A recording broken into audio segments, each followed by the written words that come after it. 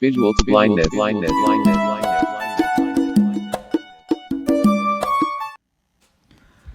Welcome guys again to Vision to Blindness. This is Helene Rakunda, where on our channel here we do discuss different obstacles that people with low vision or total blind get in their daily activities. So thank you so much for joining us.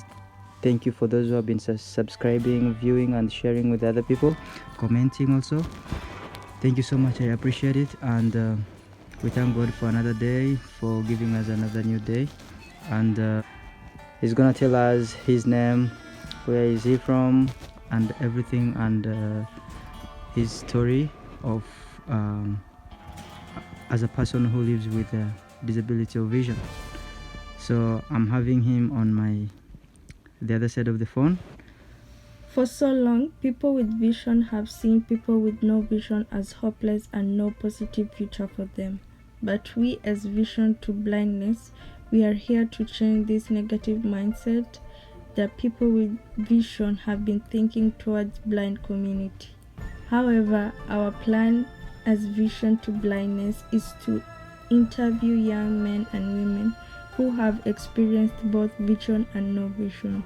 And today's interview, I am so happy to have this young fellow in studio. Visual to blindness.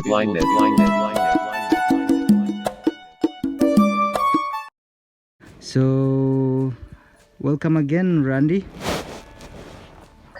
Hi, thanks for having me on. This is good. This is Randy. I'm from the United States, and actually I'm from Connecticut in the United States, but I live now in Florida. I would like to move back up north, but for now, Florida is where I am. That's where you live in Florida. Yes. Awesome. Yeah, I know we have been talking back and forth through WhatsApp, and a good friend of mine connected me with you. So I have the same I have the same obstacle disability that you have. I'm low vision as well. I have challenge. I've been visual impaired for 13 years right now, and I'm so happy to interview for today, and thank you so much for letting us interviewing you. Oh, of course. That's no problem. Yeah, for me, well, I've been blind. Well, I've only been blind, I would say, it's going to be 4 years. It'll be 4 years in May. But before that, my entire life, I was what however you want to call low vision, visually impaired, whatever.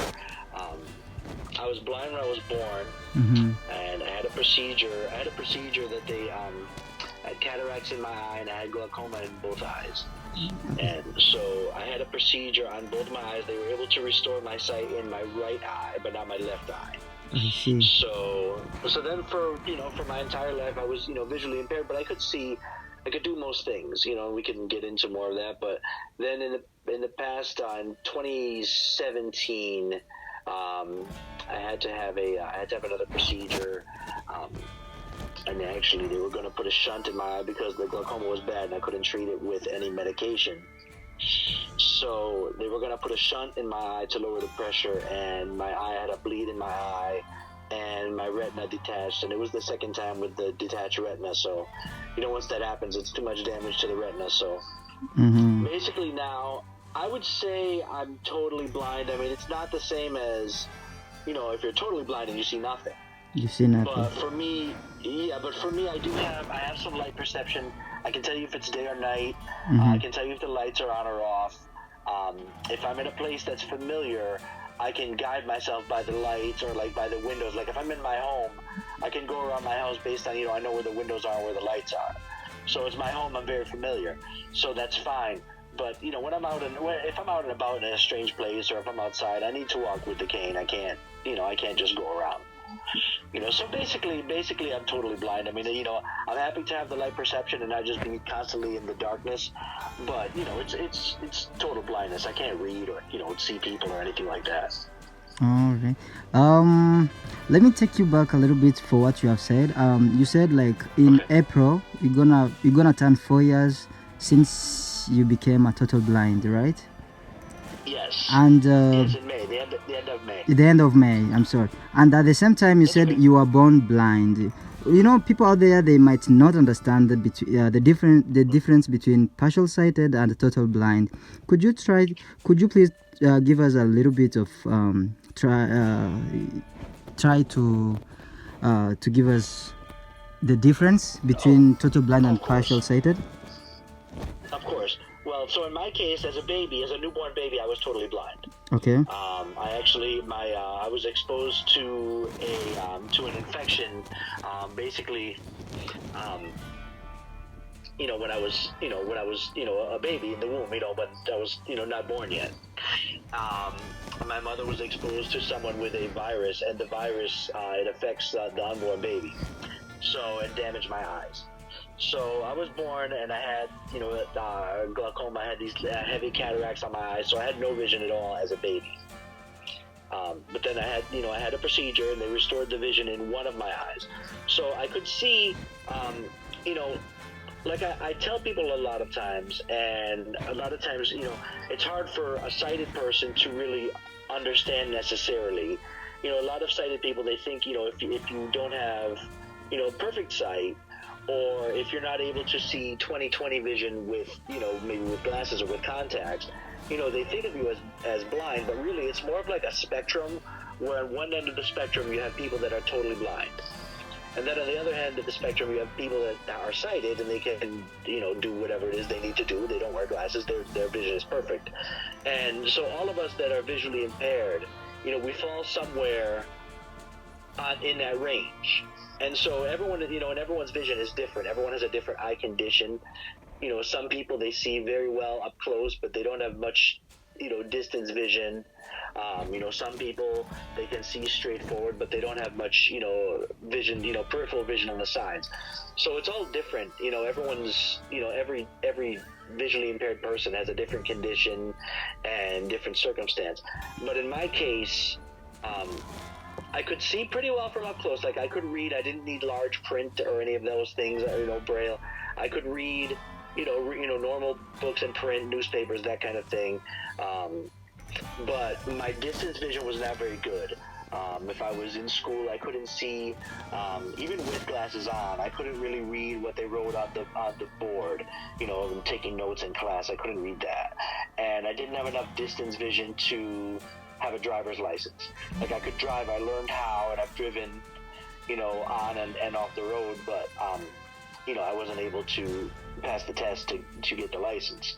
But I could do most things. So in my case, I consider myself lucky because, I could do many things. Like, I went to public school with people who were sighted. I went to university. I didn't need accommodations in university. I just took class with everyone who was sighted. And I've always worked with sighted people. I was able to wear glasses and correct my vision enough to where I could, do what I needed to do. Other than the transportation, and not driving. But even then, if you live in a city, a lot of people, they don't have a car, even if they are sighted. If you live in a large city, you might use transportation, you might use the train or the bus, just because, other reasons. But other than that, I really didn't have issues as far as with my vision. My vision wasn't holding me back in any way. So, like I said, it's different for everyone. And, the biggest thing is, if you meet someone who's visually impaired in any way, just to kind of, you really need to ask them, how much they can see, because everyone is different. And so you're not going to be able to know. Sometimes it's helpful maybe if you know someone else and you can relate, how they see versus how the other person sees or that kind of thing. But generally, like even me, I've never been, what we would call sighted, perfect vision, 20/20 vision. I've never had that level of vision. So I can't even relate to that. Like people ask me, well, how much do you see compared to what I see? Well, I don't know, because I don't know how much you see, because I've never had that much vision. So, it's all relative. But, in our case, to me, I look at it as, what can I do with my eyes? And the funny thing is when I did go blind, and it came time to, doing things around the house, because for the first, maybe year and a half, I was very, I wasn't in a good place, mentally. I was kind of upset about the situation, as anyone would be. A lot of us go through it. How old were you at that time? When I went blind, Mm-hmm. I was, how old was I? I was 46. Oh, okay. So I did have 45 years of having some vision. So, Mm-hmm. it's funny. At the time, I was always complaining. I wish I could see like how my friends see, and I would complain about it. Mm-hmm. And now I look back and I'm like, well, I wish I could see the way I used to see. So, it all depends on where you stand, Mm-hmm. But what I found out was after I lost my sight and I was still able to do a lot of things, for example, just things around the house, cooking and, taking care of my clothes and taking care of myself and stuff like that. I was doing a lot of those things, and I meet some people who are blind and they struggle with those things. And come to find out, I was doing a lot of those things without using my eyes the whole time, and I didn't really realize it. For example, I used to, I don't have one right now, but I used to have a beard. So I wanted to grow a goatee, and so I grew one, and you have to trim it, to make sure it looks nice, so it's not sticking out on one side or whatever. Yeah. And I would take my hand and kind of feel it and make sure that it felt the same on both sides, and that's how I knew it was straight. Mm-hmm. And I didn't think about that at the time, but I wasn't using the mirror like a sighted person would do when they shave. I was True. using my hands and feeling. And that's that's still how I would do it. So I was doing a lot of things by feel, I guess, and not even really realizing it. Mm-hmm. That's so awesome. You see, you did the same thing as a vision person, but in a different way. Yes, well, that's what it is, and Yeah. I've talked about this with many of because this is also new for me because growing up, as I said, growing up in school, I was in public school. I never went to blind school, and I always worked in just a mainstream type of workplace with sighted people, and so I didn't really have a lot of interaction with blind people. And I forgot what I was about to say. But yeah, so, and then now that I've lost my vision, I've met more people who are blind, and we go through a lot of the same things. Mm-hmm. When you lose your sight, and I've met many people. I actually I did go to blind school in 2019. Well, I call it blind school. It's a rehab center where they teach you things like mobility, how to use the white cane, getting around with the white cane. They teach you how to use the computer, using using adaptive software such as JAWS, yeah. or if NVDA, which is free but similar, and that kind of thing. So that's some of the things you learn, and you also learn about what they call the classes. They call it personal management, but that's like taking care of yourself and grooming and dressing and washing your clothes and doing those things. But the other thing is, so I've met a lot of people who were kind of going through it. You know what I mean? They used to have sight, and now they're blind, or now they're going blind. It's a process. Mm-hmm. And we all kind of go through, like each of us is different, but at the same time, each of us are similar in that way, in the sense of our blindness. And we all kind of deal with the same things, and we have to learn how to adjust. And the first thing is because people, and I was discussing this with our friends. Okay. People are very visual. Human beings, we're just visual. We do a lot with our eyes. As opposed to like some, there's some animals, and they do a lot by their smell, or by their ears. You know what I mean? Like a dog, he does a lot with his ears. Yes, yeah. And that sort of thing. But like people are visual, and we just are. And so we do a lot of things, and we use our eyes to do them. And at first, so when you go blind, or when you start to go blind, and you feel your vision, you're getting to where you can't use your vision the way you used to. And the first thing people think is, my life is over because there's all these things that I used to do, and now I can't do them because I can't see. But as you adjust, you find out that, well, really you can do a lot of these things. You just have to find a new way. And, ideally we all learn, we learn new ways. And, there's some things that you can't do, like you can't see. Obviously. Of course, so you can't see things, but you can find ways to do things using your ears, using your sense of touch, and thankfully for us, these days we have so much, technology that lets us do a lot of things, if it was say 30 years ago, if we wanted to read a book, we would need to learn Braille to read that book, otherwise forget it. Mm-hmm. So we need to learn to read Braille, and we would need to have the book in Braille, which isn't always easy either. Now we have screen readers either for our phone or for the computer, and there's audiobooks and stuff like that. The technology just helps us in so many ways, and it makes our lives easier. I see. And I'm thankful for it because, I can imagine how it must have been for guys who were blind maybe 20 years ago, 40 years ago, and the limitations that they had. Now we can, we have a lot of Access. Of course, it's different everywhere in the world too. But that's another thing that I found speaking with people, from different parts of the world and different cultures, and how they're accepted, as blind people, and whether or not they're allowed to, have their independence and support themselves and stuff like that. I know in some parts of the world it's difficult. Blind people are sort of treated as if they're not, they're less of a person, and we don't have opportunities. So I'm thankful for those of us. I know, whether we're in this, here in the States, or the UK or in Canada, Okay. we have different opportunities, and I'm thankful for that, because I've spoken with folks in maybe in Eastern Europe, and in different parts of the world, in parts of Asia and stuff like that, and just the opportunities as a blind person just isn't there. But that's a whole other thing, you know what I mean? We could go with that all day, and I'm sure you've spoken to people as well, and they could tell you stories. For sure.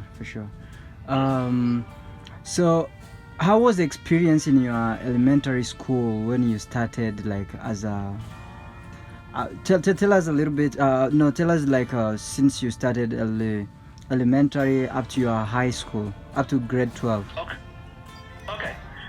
Well, elementary school, it was kind of interesting, because when you're small, when you're really little, you go to school, and kids are very innocent, in a young age. I'm talking about, kindergarten and stuff, first grade, they're just 5 and 6 years old, and kids are very innocent and they don't care.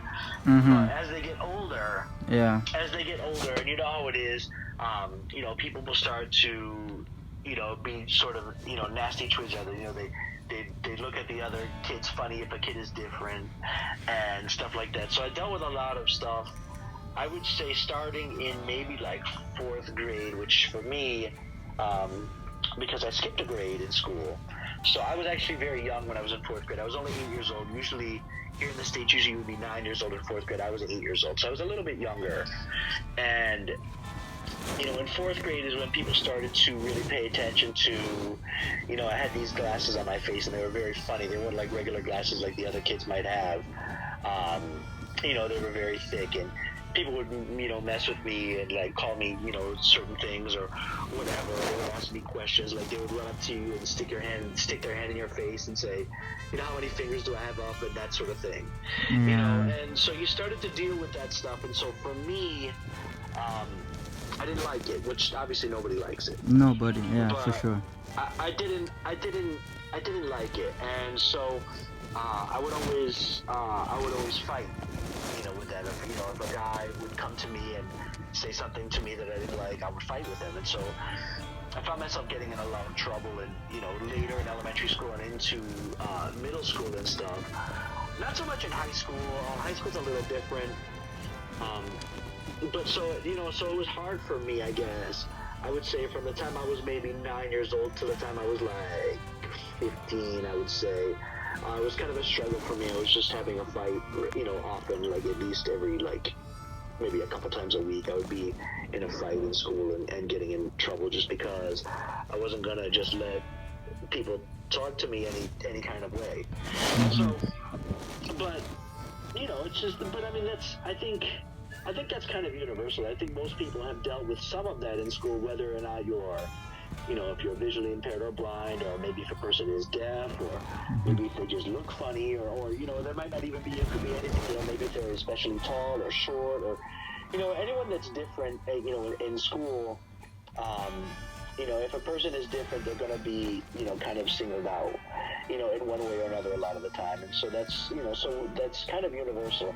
It's not the same thing, but, anyone who's been in that situation can relate, and so So that was school, and it was difficult because, in Visual to blindness.